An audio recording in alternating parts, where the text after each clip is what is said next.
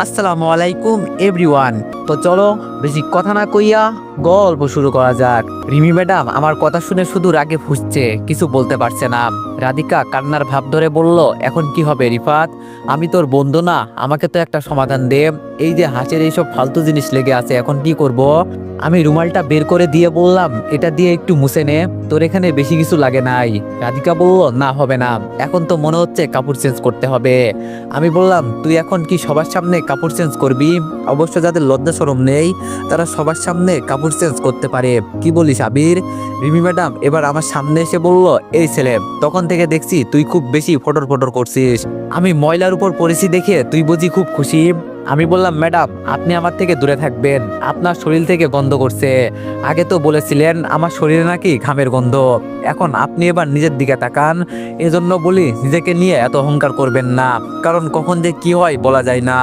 Rimi madam বলল, তুই কার সাথে কি কথা বলিস, তোর আন্দাজ আছে? আমি বললাম, তা কি করবেন আমাকে শুনি। রাধিকা আমাকে ধমক দিয়ে বলল, তোরা কি এখন এখানে ঝগড়া করবি? রিফাত, আমার এখানে এভাবে থাকতে ভালো লাগছে না। আমি রাধিকার কথা শুনে শরীর থেকে শার্টটা খুলে নিচ থেকে গেঞ্জি খুলে ফেললাম। এবার সবাই আমার দিকে অবাক দৃষ্টিতে তাকিয়ে আছে। ভাবি দূর থেকে আমাকে দেখে বলল, কি ব্যাপার রিফাত, তুমি জিম টিম করো নাকি? তোমার বডি দেখে তো আমি ক্রাশ খেয়েছি, আমি কি একবার তোমার বুকে হাত দিয়ে দেখতে পারি? আমি বললাম, সি ভাবি সি, আপনার হাজবেন্ড আছে, আমার উপর নজর দিবেন না তো।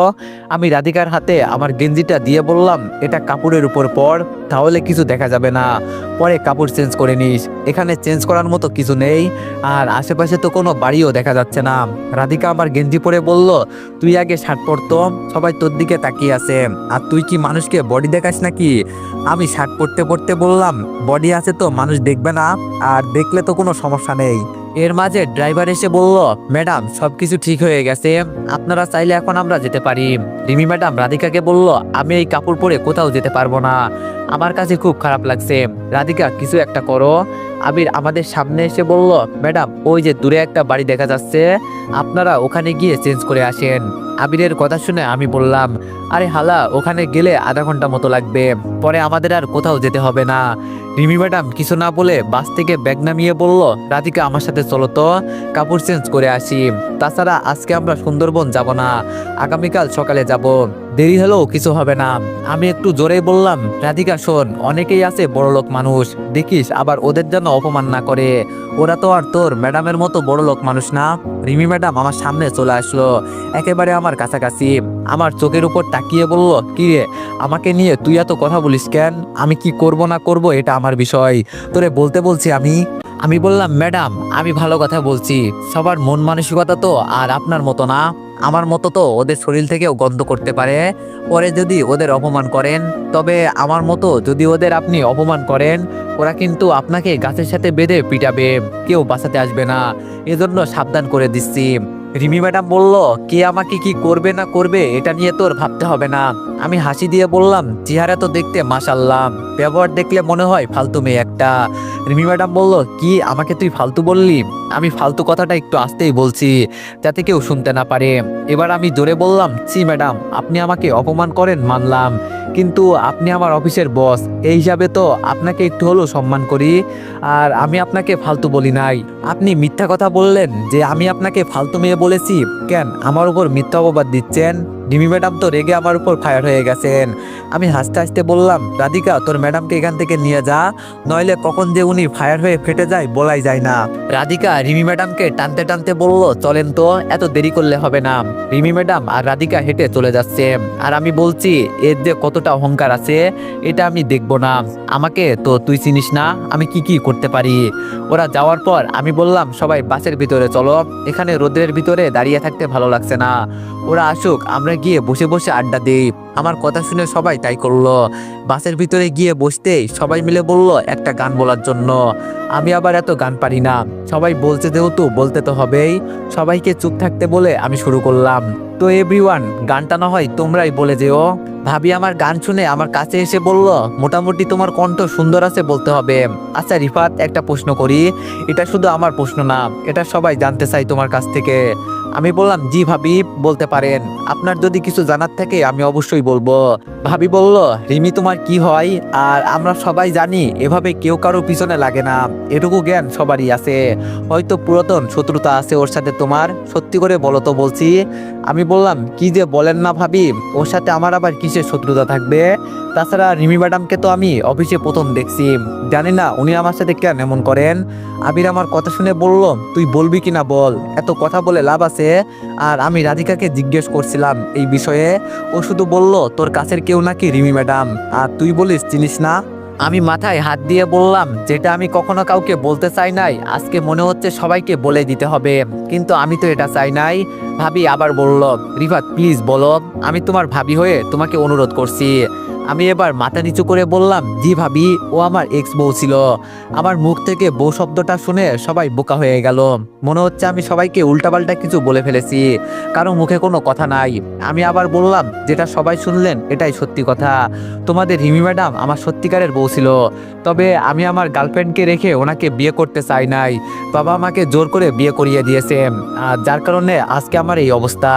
আবির বলল, কাহিনী কি একটু বুঝিয়ে বল। আমি বললাম, কি আর বলবো তোদের বল, আমার অপরাধ শুধু এই জায়গায়, ওনাকে কেন আমি ওনার ইচ্ছার বিরুদ্ধে বিয়ে করি, কিন্তু আমি ওনাকে বিয়ে করতে বাধ্য হয়েছি বাবা জোরাজুরির কারণে। তবে আফসোস, ওনাকে বিয়ে করেছি ফোনে ঠিকই, কিন্তু বিয়ের দ্বিতীয় দিন উনি লন্ডন থেকে এসে আমাকে ডিভোর্স দিয়ে গেছেন, পরে আর ওনার সাথে আমার দেখা হয় নাই। আর অফিসে দেখা হওয়ার পর আমার এই অবস্থা। আবির আমার কথা শুনে বলল, কিন্তু বিয়ের শর্ত মতে 6 মাস পর ডিভোর্স হয়, তাহলে কি? আমি বললাম, ডিভোর্স এখনো হয় নাই, তোদের ম্যাডাম আমার কাছ থেকে আগেই সাইন নিয়ে রাখছে। ভাবি বলল, তাই তো বলি, একজন মানুষ কেন হুদাই হুদাই অচেনা একটা মানুষকে এভাবে অপমান করবে? আমি বললাম, বাদ দেন ভাবি, যা হয়ে গেছে তা তো হয়েই গেছে, এইসব নিয়ে আমি আর চিন্তা করি না, যা আছে কপালে তাই হবে। ভাবি বলল, সত্যি তুমি মানুষটা অনেক ভালো, নইলে এত অপমান কেউ সহ্য করে? ওকে কি তুমি আবার? আমি বললাম, কি বলতে চান ভাবি আমি বুঝেছি, তবে যতদিন পর্যন্ত আমার এই দেহে প্রাণ আছে ততদিন পর্যন্ত ওকে আমি গ্রহণ করব তো দূরের কথা, ওর মুখটাও আমি দেখতে চাই না। ভাবি বলল, বুঝেছি তুমি কি বলতে চাও, তবে যতটা সম্ভব হয় রিফাত এই চাকরি ছেড়ে দাও। আমি বললাম, ভাবি চাকরি তো ছেড়ে দিতেই চাই, তবে ভুল একটা জায়গায় করে ফেলেছি, এজন্য যেতে পারছি না। ভাবি বলল, কি হয়েছে বলো শুনি। আমি বললাম, এটা বলতে পারবো না ভাবি, বাদ দেন, ওরা হয়তো এসে যাবে। আর আমি যে এইসব কথা আপনাদের বলছি, প্লিজ ওনাকে কিছু বলবেন না কেউ, আপনাদের কাছে এই একটা অনুরোধ আমার। ভাবি বলল, আরে না, কেউ কিছু বলবে না, চিন্তা করো না। এই কথা বলে ভাবি গিয়ে ভাবির জায়গায় বসে গেল। কিছুক্ষণ পর রাধিকা আর রিমি ম্যাডাম চলে আসলো। রাধিকা বসে আমার দিকে তাকিয়ে বলল, রিফাত তুই কি পারফিউম ব্যবহার করিস রে? তোর গেঞ্জির ঘ্রাণটা মারাত্মক। আমি বললাম, আরে তোর ম্যাডাম বললো না এটা নাকি ঘামের গন্ধ, তোর ম্যাডামকে জিজ্ঞেস কর, উনি আমার থেকে ভালো জানেন। রাধিকা বলল, দেখ ভাই, একটু চুপ করে বসতো, এখন আর কোনো উল্টাপাল্টা কিছু করিস না, ভালো লাগছে না এমনি। আমি বললাম, তুই আমাকে এই কথা বলতে পারলি? রাধিকা বলল, ভাই তোর পায়ে পড়ি, একটু কথা বলা বন্ধ কর প্লিজ। আবির রিমি ম্যাডামকে বলল, ম্যাডাম তখন তো বললেন আমরা কালকে সকালে যাব, তাহলে এখন কি? রিমি ম্যাডাম আবিরের কথা শুনে বলতে শুরু করলো, এখন বাস যেই পর্যন্ত যাই আমরা সেই পর্যন্ত যাব, পরে স্পিড বোট দিয়ে যেতে হবে, পানির উপর তো আর বাদ যাবে না, এজন্য আমরা পানির রাস্তা কাল যাব, আজকে গিয়ে একটা হোটেলে থাকতে হবে সবাই। ম্যাডামের কথা শুনে আমি বুঝলাম উনি কি বলতে চাইছেন। যাক, ভালোই হয়েছে, আজকে রাতে একটু রেস্ট করা যাবে। আনমনে বসে বসে ফোন চাপাচাপি করছি, তখন আবির বলল, রিফাত তোরে একটা কথা বলতে ভুলে গেছি। আমি বললাম, বল এখন। আবির বলল, আমি বলছিলাম না আমার একটা গার্লফ্রেন্ড আছে। আমি বললাম, পরে তো বললি না। আবির বলল, রাধিকাকে প্রপোজ করছিলাম। আমি আবিরের দিকে তাকিয়ে বললাম, কি? আবির বলল, দেখ তুই আবার ওকে কিছু বলিস না প্লিজ, ও না করছে এই কথা যেন কাউকে না বলি, কিন্তু তুই তো আমার বন্ধু, তোরে না বললে কি হয়? আমি বললাম, ও কি বলছে পরে তোরে? আবির বলল, প্রথমে না করছিল, পরে হ্যাঁ বলছে, শুধু আমাকে বলছে কাউকে যেন না বলি। আমি বললাম, রাধিকা এত বড় কাজ করে বসে আছে আর আমাকে কিছু বলে নাই পর্যন্ত।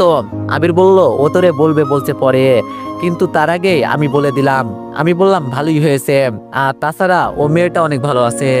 আবির বলল, ওর বাবার সাথে আমার বাবার কথা হয়েছে। আমি বললাম, এত দূর এগিয়ে গেলি আর আমাকে পর্যন্ত কিছু বলে নাই? আবির বলল, তোর না কাছের বন্ধু, তাহলে তোরে বলে নাই কেন?